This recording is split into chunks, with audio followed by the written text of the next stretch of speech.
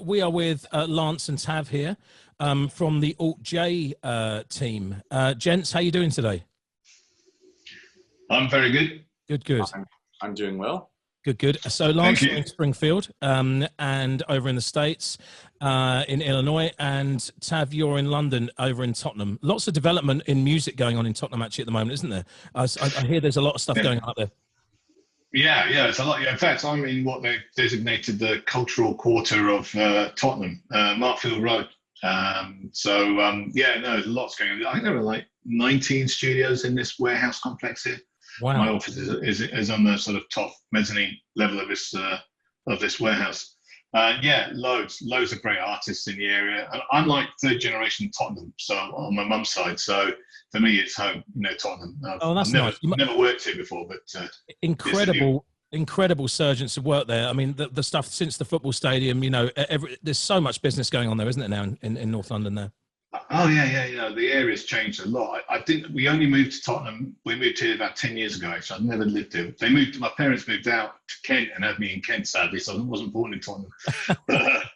but anyway, I moved here with my family and about 10 years ago, and I love it. It's a big community feel here. I was in Hackney before, which has got a community feel, but Tottenham's got a real community feel. Families. It's good. Oh, nice to hear. And we're in over in Illinois, Lance, is it a community over there as well? Is it an audio kind of town, a music town even? Not really, not at all. No. Okay. I mean, we have our cover bands and when there were shows, we have venues that have concerts, but no, it's completely here. It's farming, banking, and state government. Right, fair enough. And what's the climate like in the States at the moment? I mean, is it are things settling a little? Well, the one thing about where I live is it's somewhat out of the mix in every way. So we don't have that much. We don't have that much disruption. We don't have that much of the virus. We don't have. I mean, there's a lot of good things. It's like a pocket. Things are probably just slow. And generally, they're slow here anyway. So, okay. All right. And how have you guys been on lockdown? I mean, first of all, I suppose we could say, the band. Where would the band be now? Were you mid-tour, or is it about to start? Or I know you were busy all the time doing one thing or the other. What's the status? They had literally just moved into their new studio. They were about a month in, and they'd written a few songs, and I'm very excited about this new material. In fact, they were calling me all the time about it and saying how excited they were. And then lockdown happened, and they've had to spend the rest of it at home.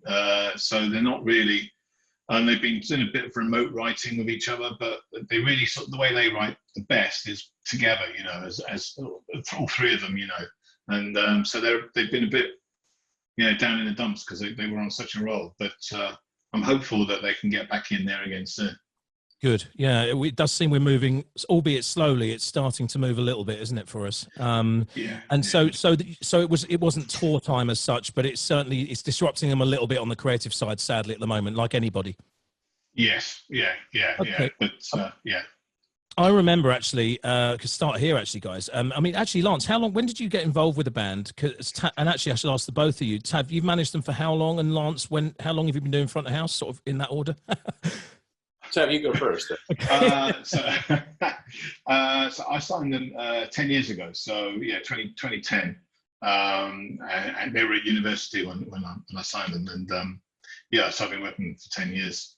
And at the beginning we split the audio, didn't we, Lance? You remember? Someone did outside of the US, and you did US. Is that right? Well, you introduced me to them in, I believe it would have been the summer of 2012. I missed them by a day somewhere when they came. I think they came over here to look into Atlantic at the time. I think they were possibly signing. They were one of the couple of few first business trips, and of course you do a show or two. So but then you brought me on board for the first.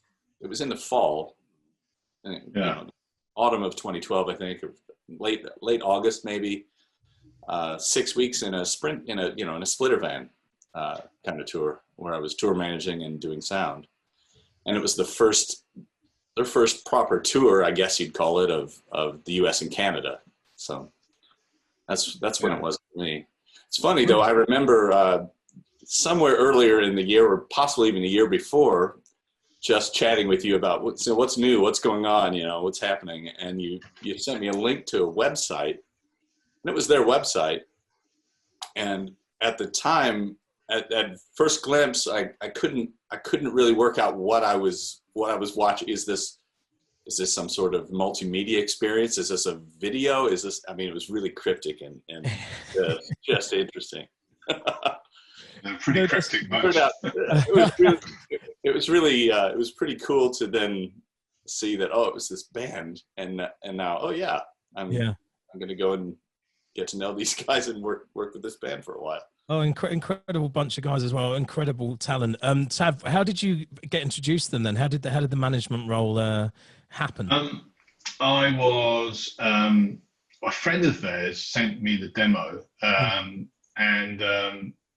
I loved it. And I was just about to have a baby with my wife, and I couldn't go and see them, and so I sent my assistant to go and meet them. They were in London for the day, and I said, just go and meet them. And I've already told them on email and spoken to them so much, and I love them. Just go and say hello to them. And she went and saw them and said hello to them, and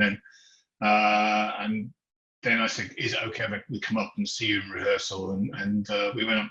They were okay with that. We went up and saw them in rehearsal, and they rehearsed they were living in what I can only describe as a squat.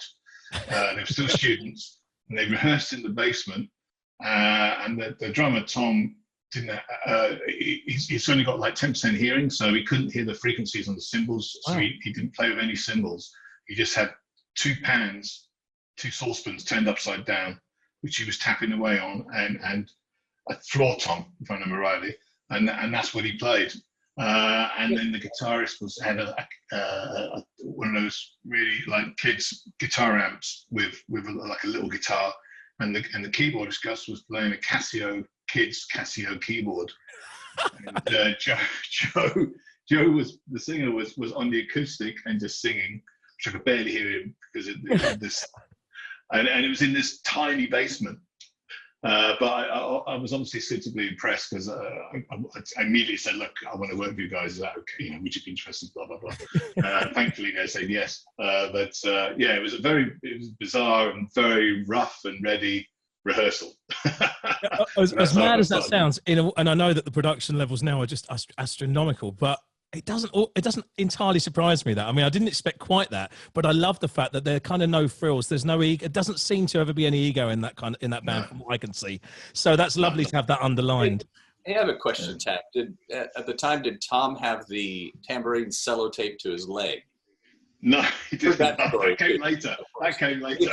Which is the closest thing to a cymbal that he has. He's got Well, I think he's got some little chopper thing, but the tambourine has remained it's the staple at this point. Yeah. The cowbell was the one I think he had up there actually. Remember the cowbell?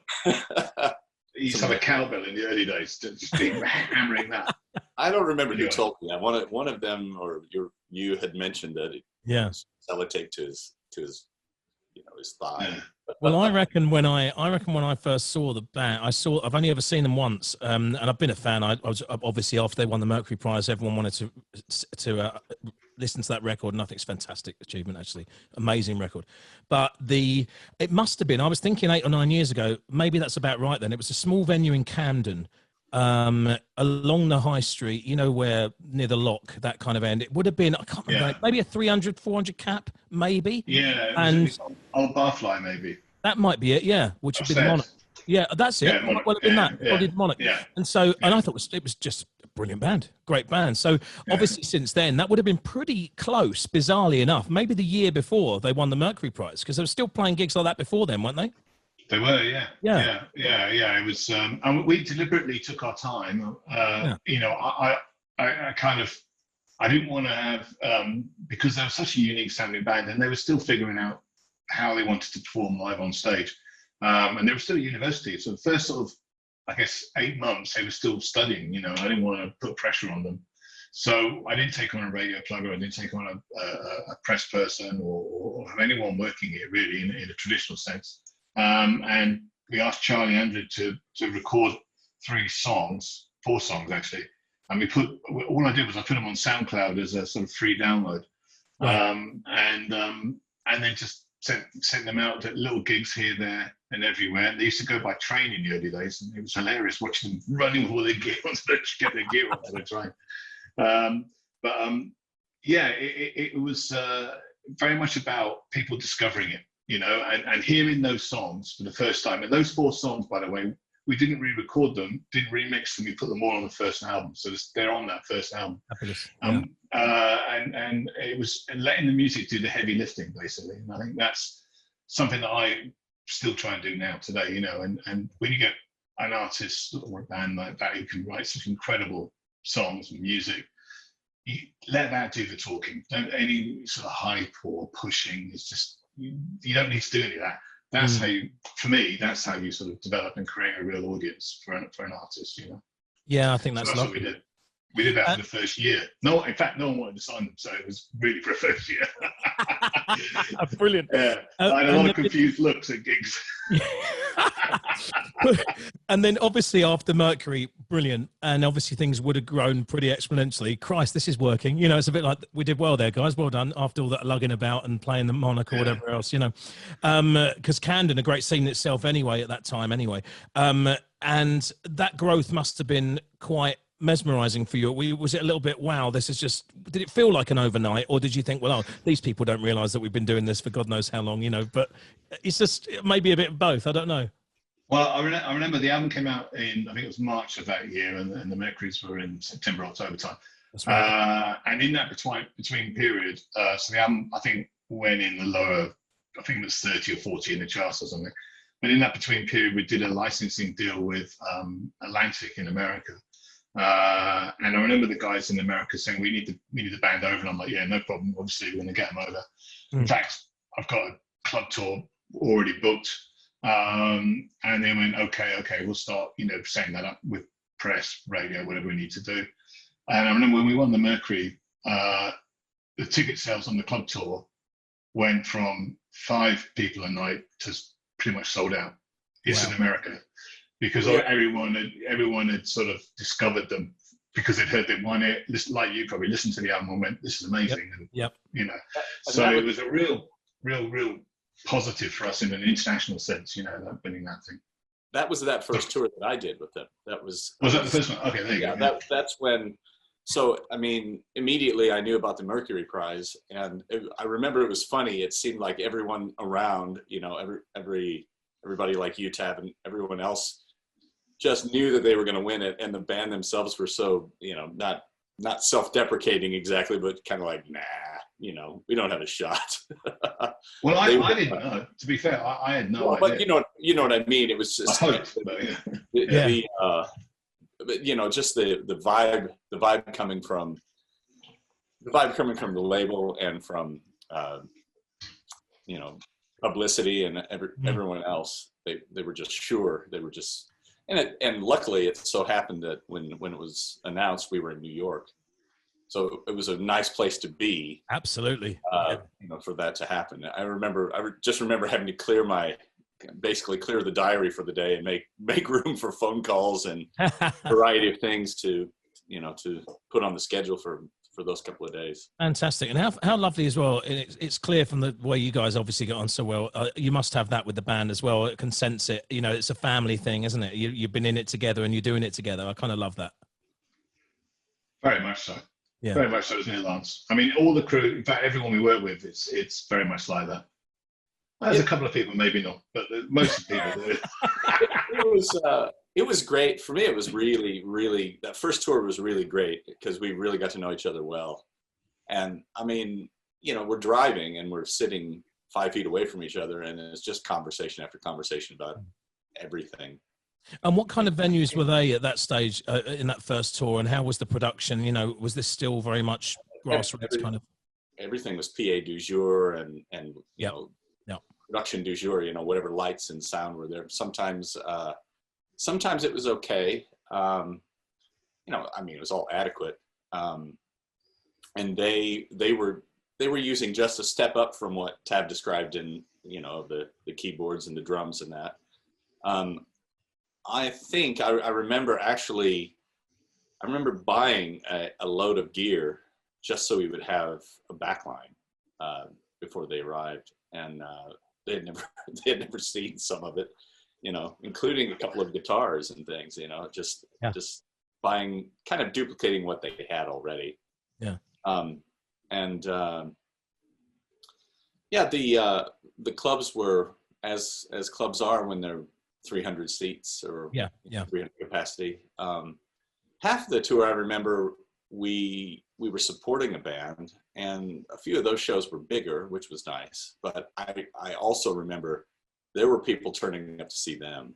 It was very obvious that people were turning up to, you know, to see the support band on that, that bit. And that was the first time I think I'd ever seen that from a band that was relatively obscure, you know, and brand new, to have that much interest. It you know, you could feel something was going on. Also, I hadn't. I don't think people realised this. The record companies didn't realise until much later. Anyway, that I hadn't taken down those downloads. You know, the 4 tracks that they were still free to download from SoundCloud, and so I saw on the SoundCloud just how many downloads we were getting in America and around the world. Actually, I mean, it was hundreds of thousands of these 4 tracks. Breeze Blocks being one of them.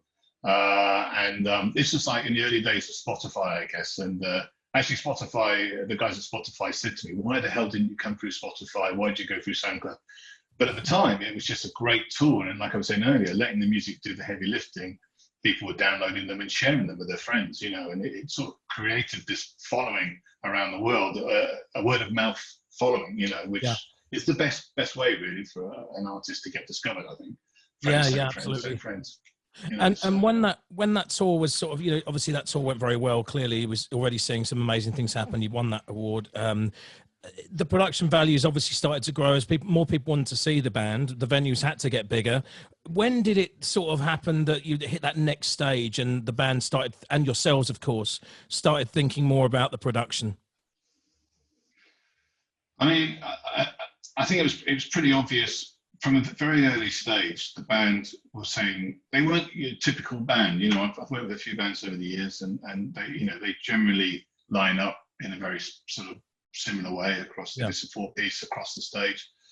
These guys initially wanted to be in a V formation, and I was like, okay. Then they realized they couldn't see each other in the V formation. The singer couldn't see it because they were all behind him. You know, so the other two were behind him. So. But they were always saying we want to do what's comfortable for us, not do what's the norm for everyone else, which I love. Which is what I love about them. And so they're not the most sort of, you know, dynamic. They don't leap about the stage. The singer doesn't leap around the stage. They're not the sort of people that will, you know, jump into the crowd and all that. So we sort of talked about, you know, actually put on more of a show, and they were totally up for that, and they wanted to experiment with light and later on sound, and so that's what we did. So one of the guys that we met on Group Love tour, he was doing the lights for Group Love, Jeremy. I was really struck with his designs with Group Love. It was quite unique in what he was doing in America, and I just asked him if he'd fancy doing a design for Old Jay, and he did one which we all loved. And he's sort of been with us ever since. He was just a young guy then. He's now, you know, doing really well for himself, and he's got his own company and stuff. So, but what I like about him is he listens to the band and he listens to me, and he hears the ideas, and he goes away and comes back with something quite unique, and then we tweak it, you know, in a visual sense. But the band do want to push the boundaries on the visual side. They're very interested in that, you know. So yeah, that's become a big part of their sort of live trademark, if you like. Yeah, because you got in 2017, it was the Knights of Illumination prize that you guys won, wasn't it? For the which is obviously for the amazing visual show, basically. Yeah. I mean, I've always felt they were like almost like a modern day sort of Pink Floyd in a weird way. You know, they're that kind of band, you know. And so the visual side is something that we're going to, with the next album, take up to another level as well, you know, which hopefully, totally groundbreaking. So yeah, that's important to everyone as well. Okay. And from that, from what I understand, there was sort of a desire to offer a sonic experience that was as good as, that could match the amazing visuals. And this is where I understand, I guess this would have been lots to do with you, Lance, but I think you're also very interested in this as well, Tav, and the band as well. So you all have to invest. I'm talking about immersive audio here and working with the L-Acoustics kit.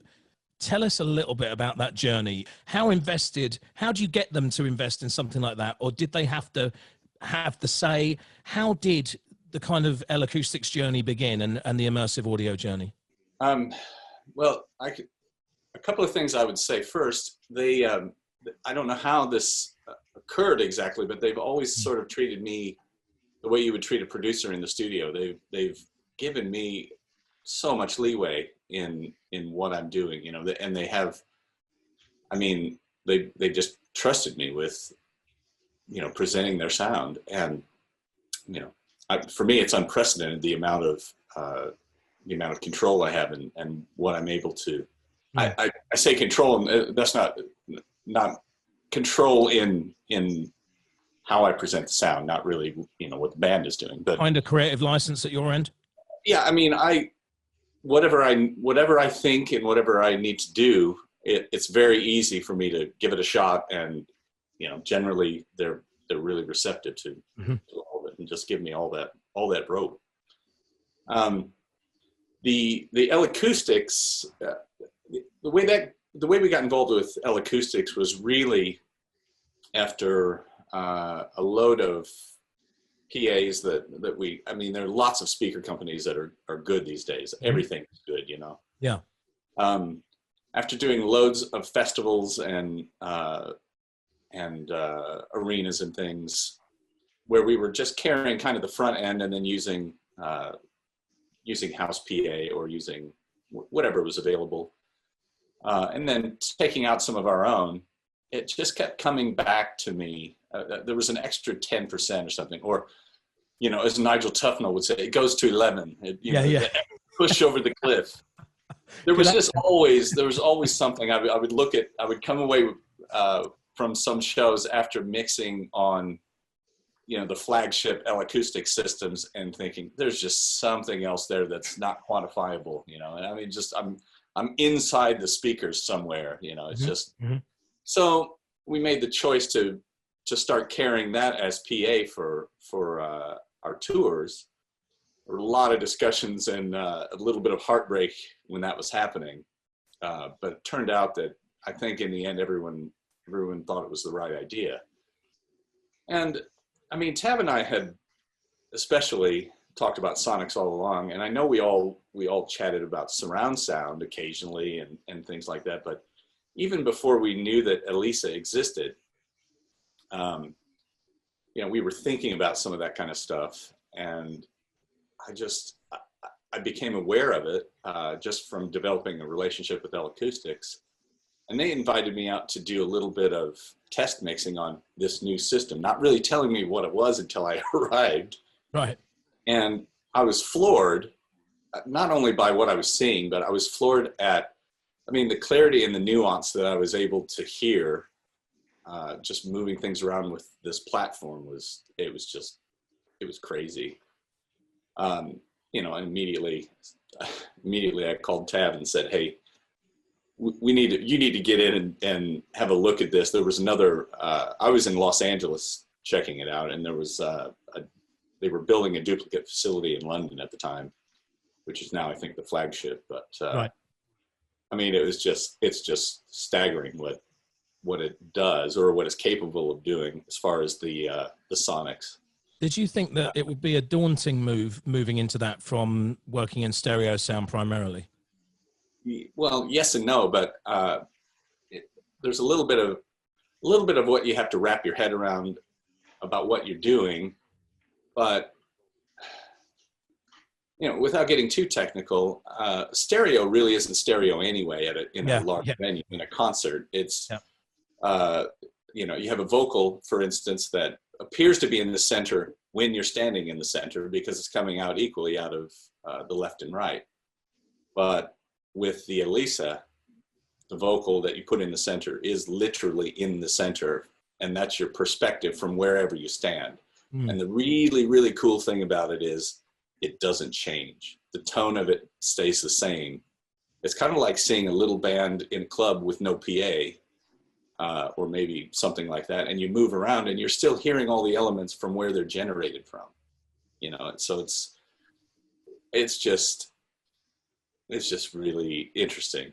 The good story about that is I was interested. They do two main systems. They do what they call their focus system, which is the frontal multi-array system that people have taken out on tours. It's also capable of surround. And my suggestion to Tav was, hey, you should check this out. We should take one of these frontal systems out. And Tav says, no, let's do a surround sound at a stadium. How about that instead? Yeah. I'm going to pull my hair out now. What? You know, turns out it was the right idea. But yeah, it was. I mean, that was an incredible night when we did it at Rogers. You know, that was just phenomenal. I think, you know, when Lance told me about this system, and I went and had the demo in their studio in Hampstead, and they played me a Radiohead track, live track, and I stood in the room, and I just my jaw literally hit the floor with the quality of the sound. Felt like I was on stage with the band, and I could hear everyone positioned almost around me, with Tom York's vocal just here, across the whole sort of mix, and the beauty of the sound was just blew my mind. And when I got talking to them about this sort of idea of doing this surround sound for Old Jay, you know, they didn't go, oh, that'll never work. They said, okay, there are going to be limitations, but we would like to give it a go. Yeah. So, you know, they did, to their credit, and Lance was there every step of the way, and he had to learn a whole new way of mixing, but God bless him, he did it. And we put, how many speakers did we have around the top of that stadium? That's my next question, yeah.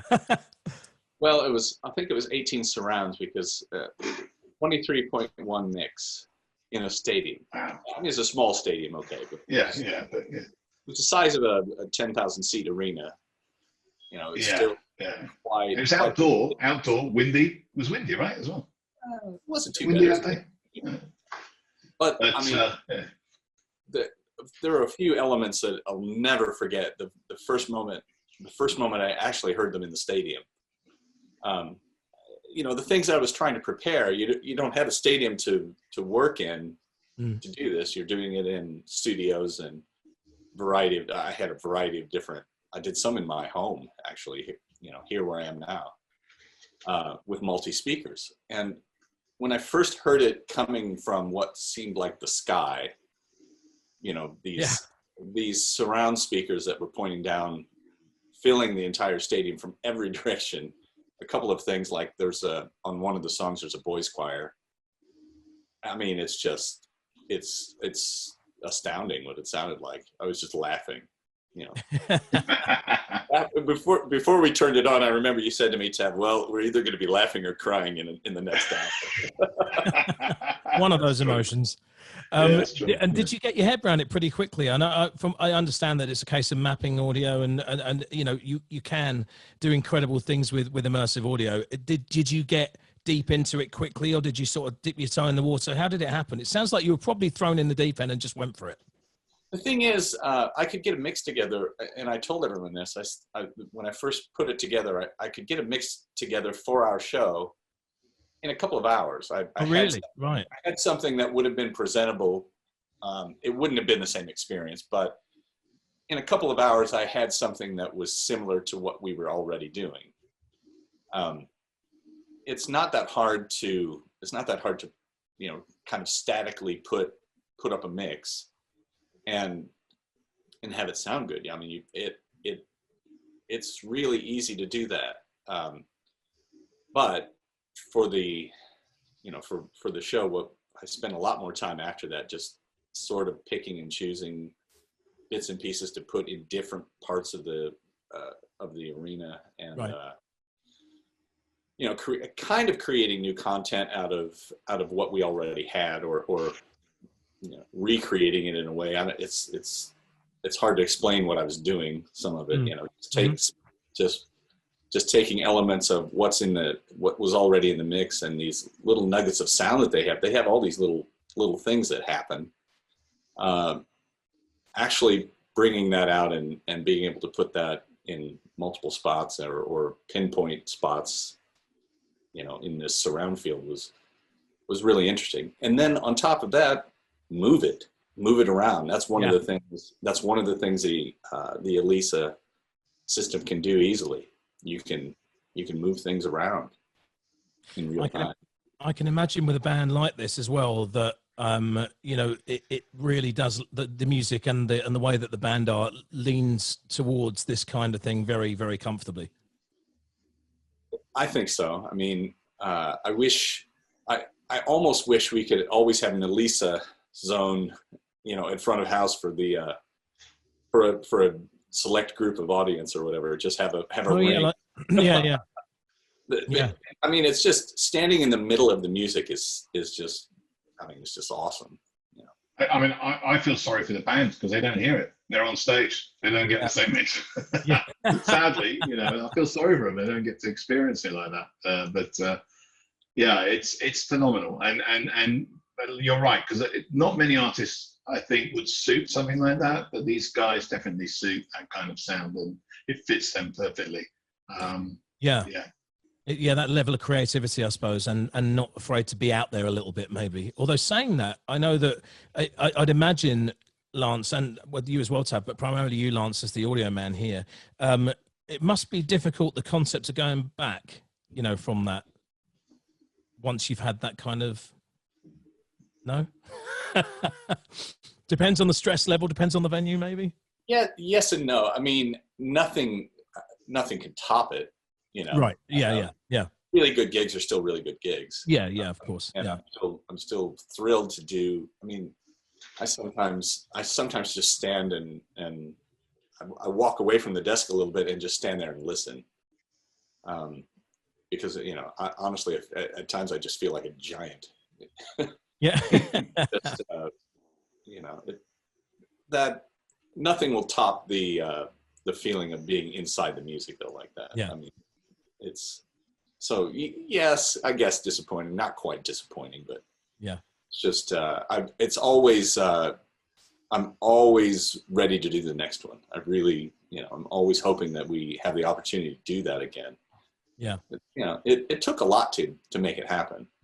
We are we're going to take it up another level. Don't worry.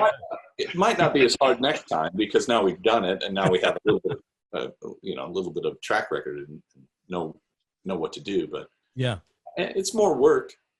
Yeah. You know, so. It's a shame more people don't experiment with sound. I mean, I tell you someone I'm really impressed with, Imogen Heap. She experiments in our live show, and I love the fact that she does that and isn't afraid to push the envelope a little bit. And I think some people get a little bit scared of, you know, it's got to sound through those two speakers like a gig, and it's a shame. And it doesn't suit everybody, as I say, but it's a shame people don't experiment a bit more, I think, you know, in their life. Yeah. And I was going to say on that note, because obviously I know that the artists, and obviously artists like Imogen are clearly the same, but with the Alt J guys, they, you know, they must get into it themselves. Do they get deep into this? Do they love the idea? I know you say, like you say, Lance, they trust you implicitly, but do they like the idea of where their sound is going to be moved to, even if they're maybe not hearing what you are? Well, yeah, but it's hard to say that they dig deep into it. They really do let me. Right. They really do let me prepare it and then present it to them.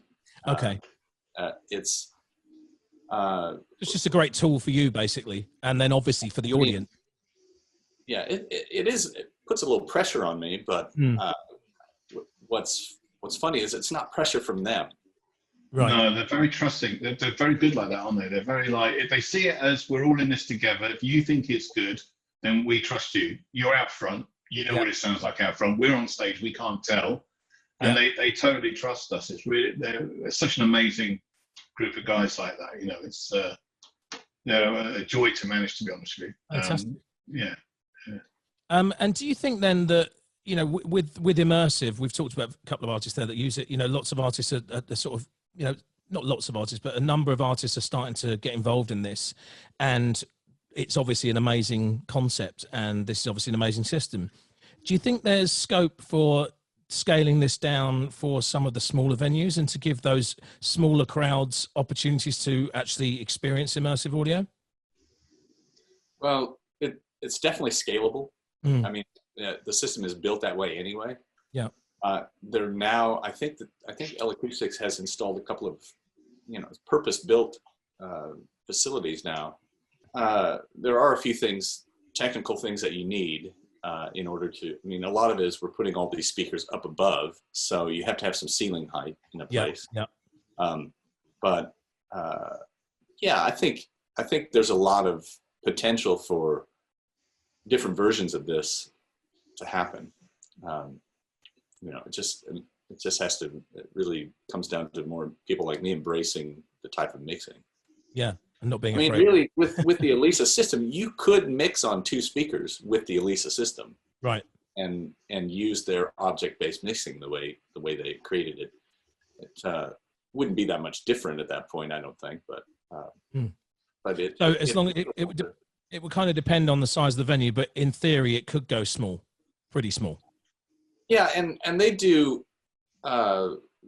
They do art installations and things like that, and of course, they use this in smaller rooms where it's not necessarily a live band playing, but the content is similar, and they use the system in that way.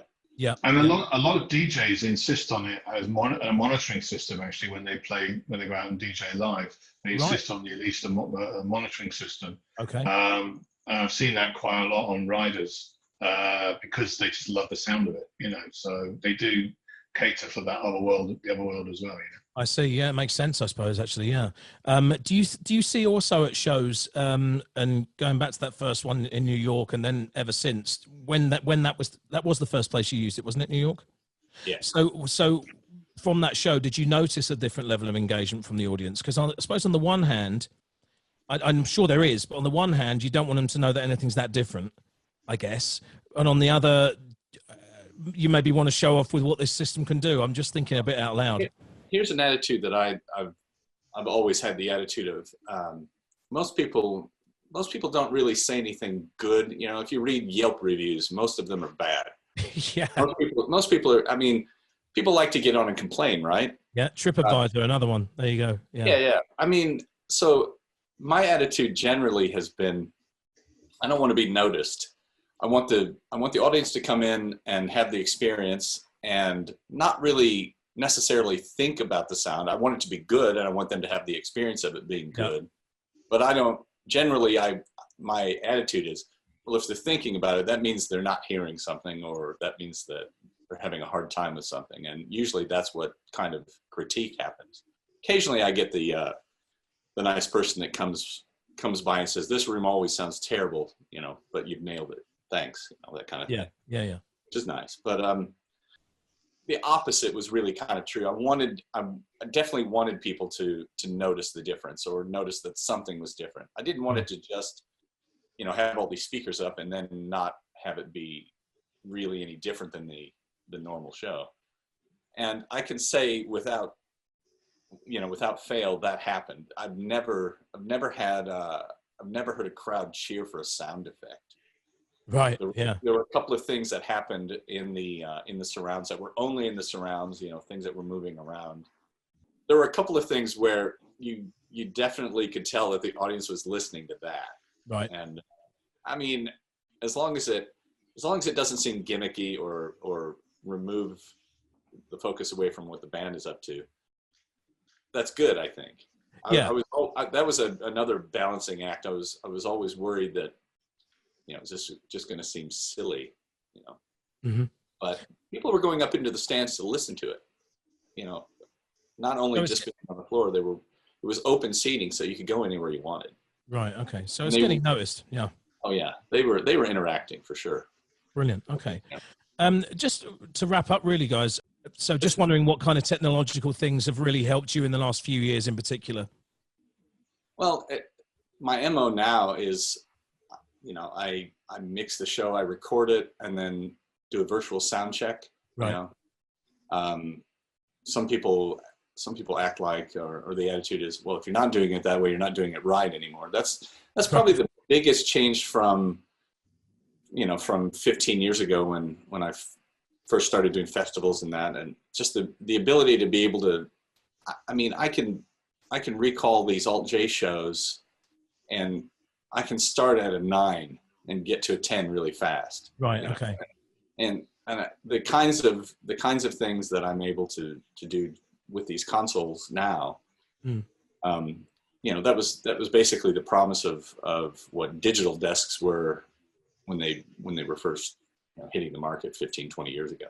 Yeah. Yeah. It's definitely happened. So now I think it's the next thing for me would be to be able to put the power into a smaller and smaller package, so I can take a piece of it out and work on it, which I do.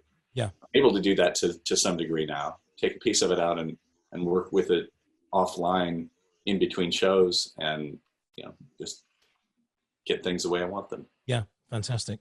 And Tav, what about there's quite a fun one maybe. What is there such a thing as a day in the life for a manager of a band like this, or bands? Because you also look after Wolf Alice, don't you? Is there more on the roster? They're the two I'm aware of, but are you always keen to find more, or is it? Yeah. I mean, every day is different. I mean,